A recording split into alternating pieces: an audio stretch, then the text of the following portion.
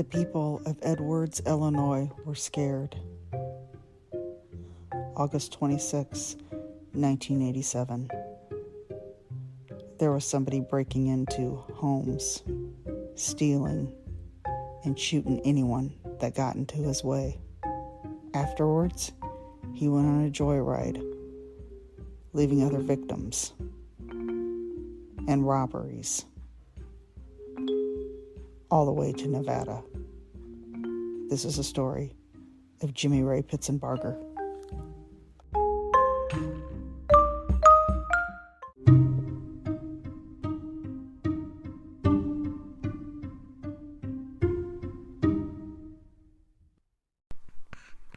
Hello, everybody. Happy Friday. It is May 26th, kicking off Memorial Day weekend.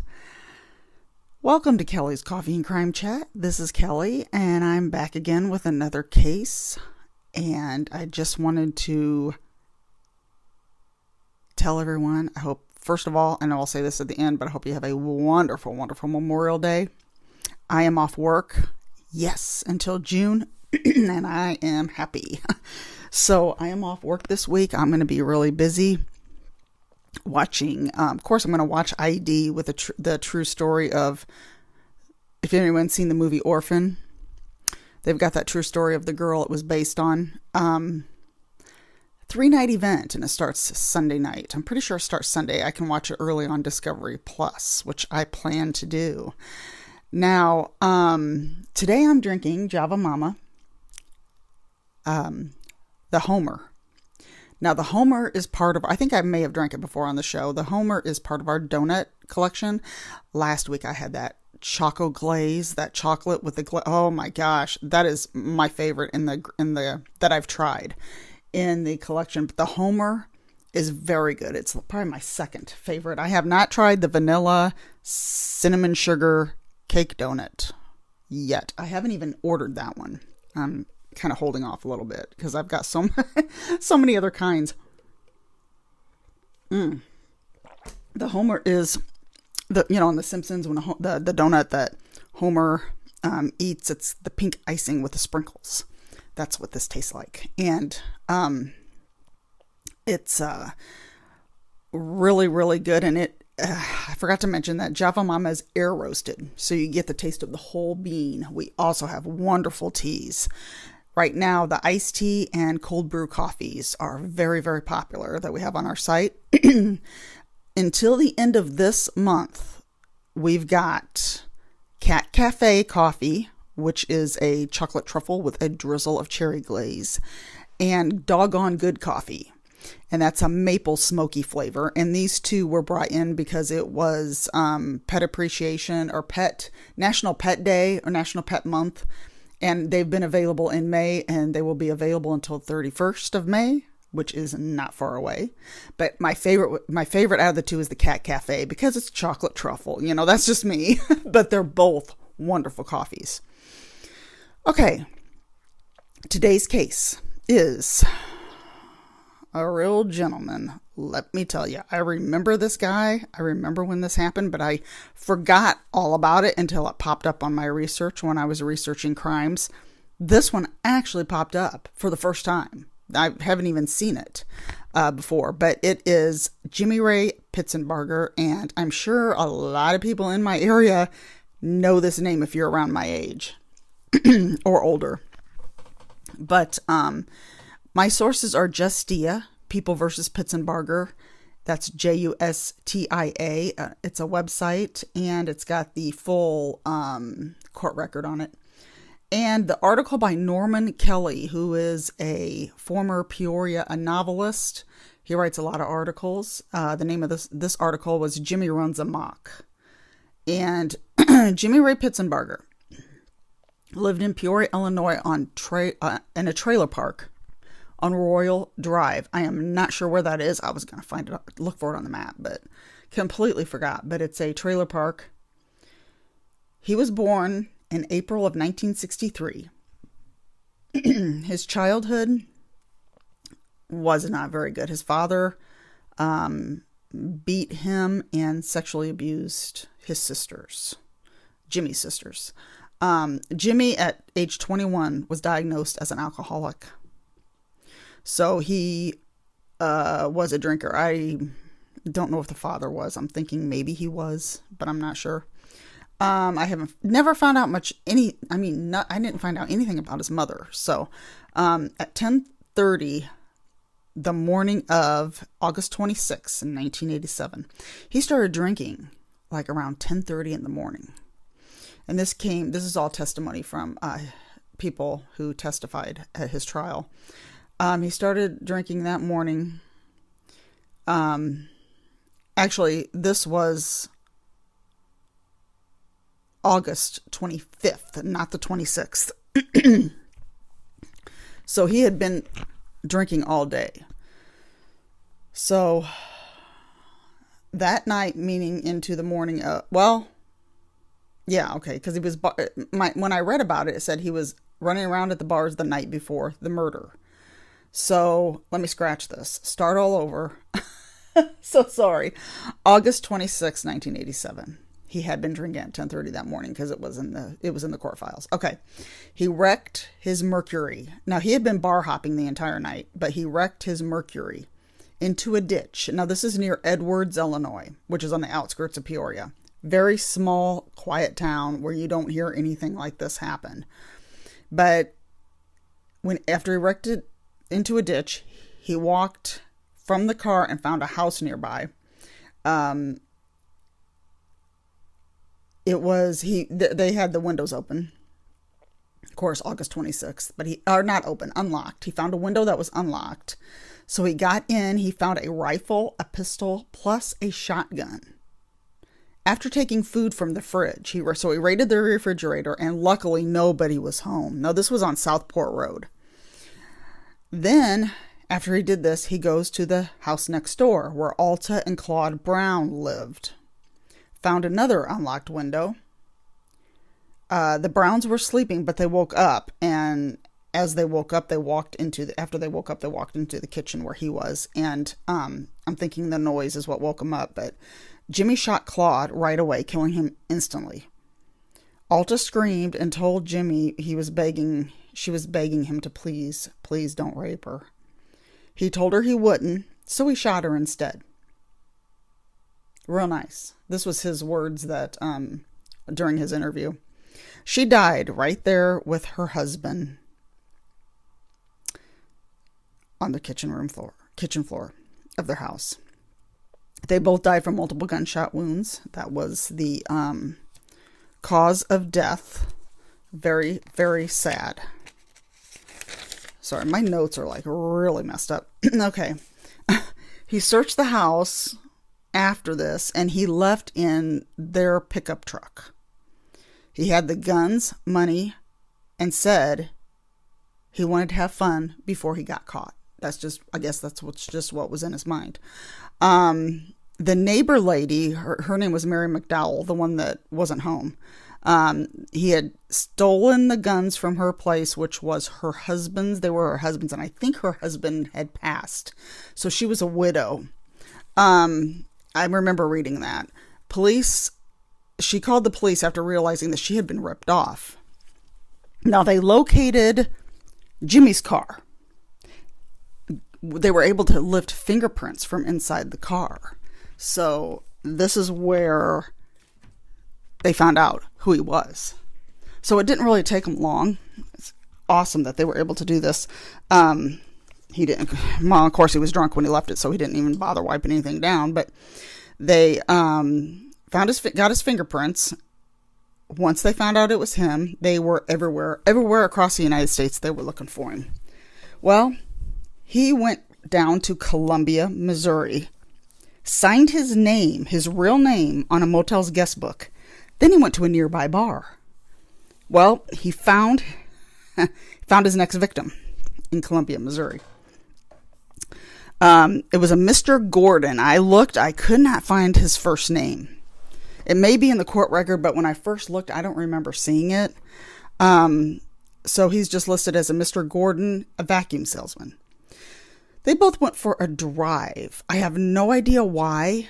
And he had abandoned the Brown's truck Claude and Alta Brown's pickup truck there.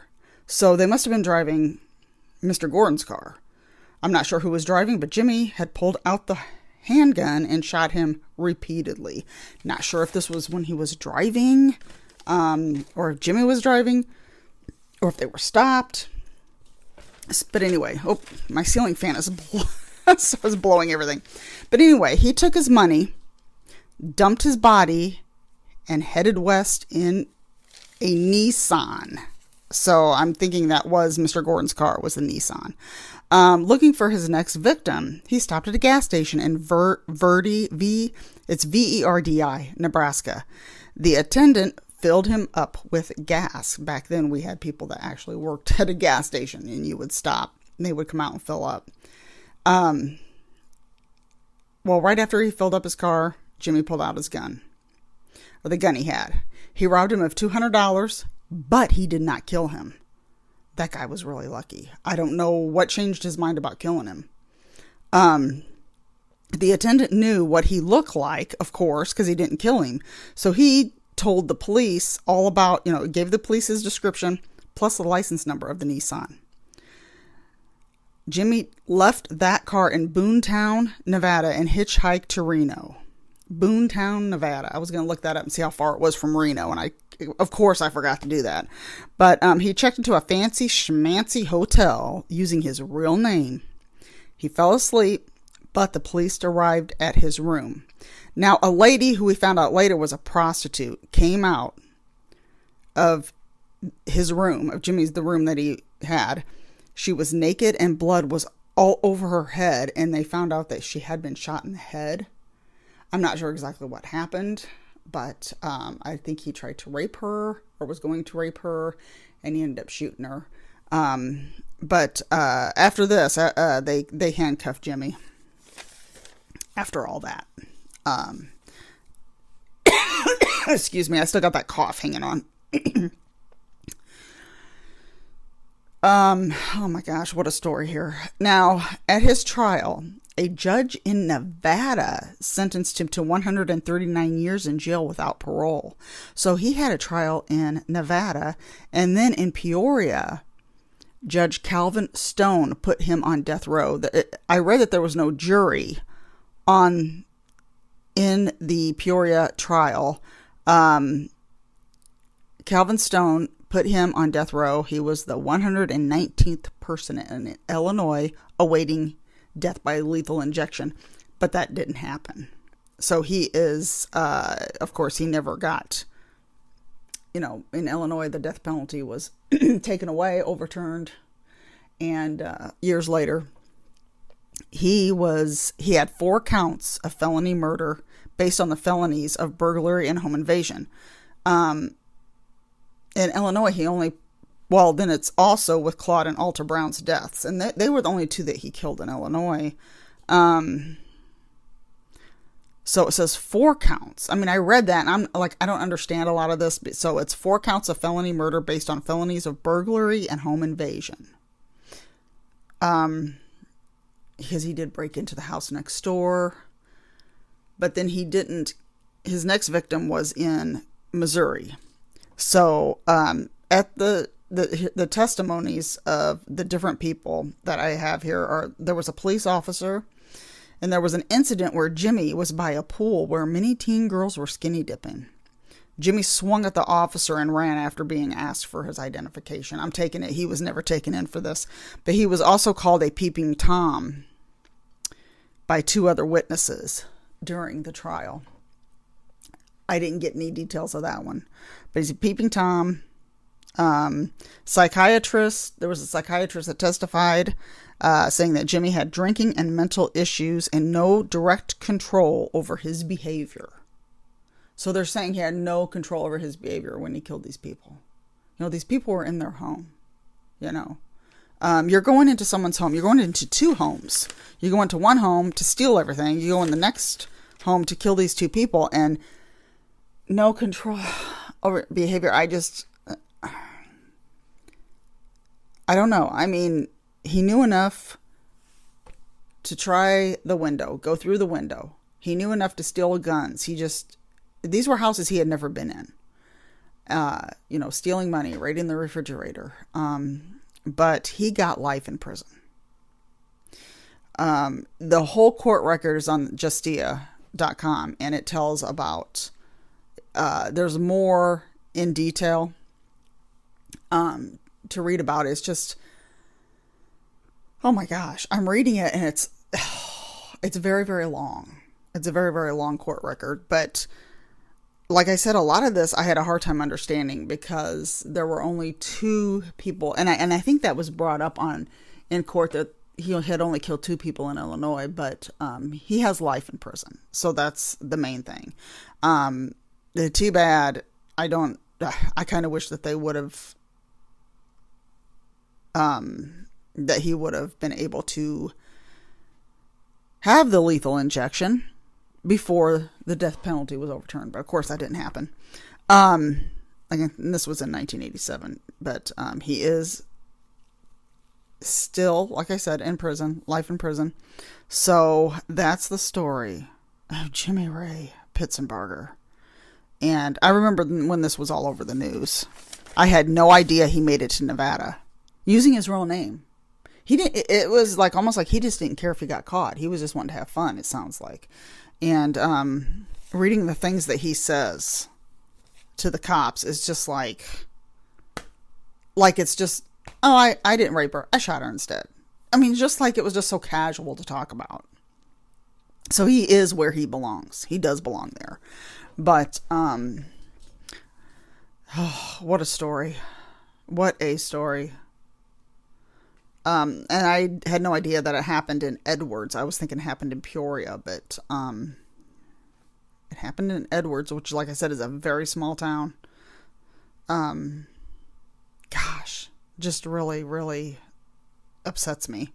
And I remember, like I said, I remember everybody talking about it. I remember, of course, my mom talking about it and other people I knew. So it was just really, really bad. But he's put away, which is good. And I usually, in my episodes, with what been watching recently, I haven't been watching as much. Like I said, I was sick Mother's Day weekend. I am looking forward to the case of the girl. I'm trying to remember her name. Natalia Grace. The Curious Case of Natalia Grace. I think that's the name of it. It's a 3-night event on ID starting Monday night. I think I said Sunday at the beginning of this, right? Gosh, Monday night. I'm in vacation mode, I think, right now. I'm so glad to start my week off. But I'm going to be doing, I plan on doing another one next week about another one that I forgot about. And it is a case that's very sad. I just have to figure out if I'm going to do that one or another one. But I'm pretty sure I'm set for next week. But if anybody has any other suggestions, if there's a case you want me to talk about that needs attention, that's unsolved, or a case that is in the Midwest area that I probably have not heard about or forgot about, let me know. I go all over. I'll go to like anywhere from Nebraska to Ohio, Michigan, Wisconsin, Iowa. I'd even go down to Texas or Louisiana, kind of like in the middle of the United States. Or I'll even venture further out if it's a case that really, really needs attention and really needs talked about. You can email me. I will have everything in the show notes. My email, my Instagram, Facebook, Twitter, and my Java Mama link. If you want to look at, just go on there and see if there's anything that sounds good to you. But other than that, I want to wish everybody a wonderful and safe Memorial Day weekend. We're going to go to some friend's house for some food and drinks on Sunday night because nobody works the next day. And so we're going to do that. And it's supposed to be very nice here, but it's supposed to be up in the 90s next week. So I'll be off. Either I'll be in the air conditioning or I'll be sitting out on our porch with some drinks or some coffee. So I think it'll be a nice, relaxing week. At least I'm hoping it is. And like I said, get in touch with me, email me if you have any other information on this case. If I do any cases where I'm leaving something out or I'm getting something wrong, please let me know and I will correct it.